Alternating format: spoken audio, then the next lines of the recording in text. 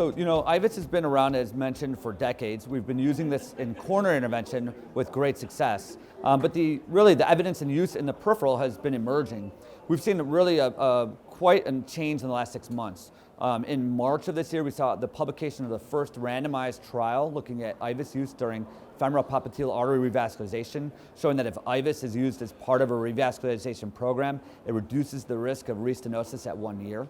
And then we've extended that with real-world data from the US that has shown that if IVUS is part of a revascularization program, that you can see reduction in major adverse limb events out to 5 years. So now we've changed in terms of what the evidence looks like supporting IVUS and its use for peripheral revascularization.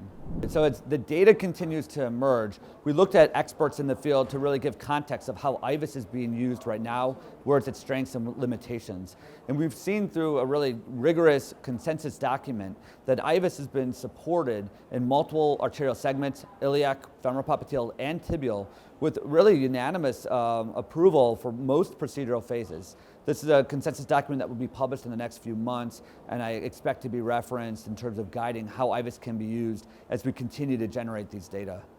Yeah, great question. Really the use of IVUS, again, has been rigorously programmed in the coronary intervention and not so in the periphery. So we had a recent article really summarizing where IVUS can best be used in Euro intervention just a few weeks ago, and that's free online right now.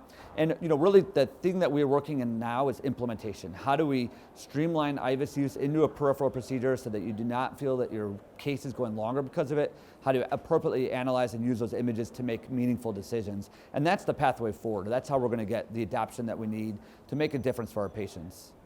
I couldn't be more thrilled to be back here. Seeing all my friends, peers, and colleagues again in person makes a world of difference, and having these meaningful discussions on the podium, in the audience, is really how we move our field forward. So it's been absolutely fantastic. It's been a long 3 years, and it's really wonderful to be back here in person.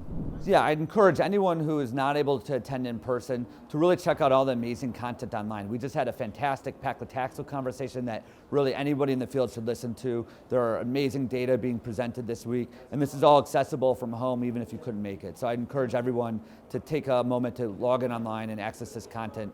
It'll make a difference in your practice.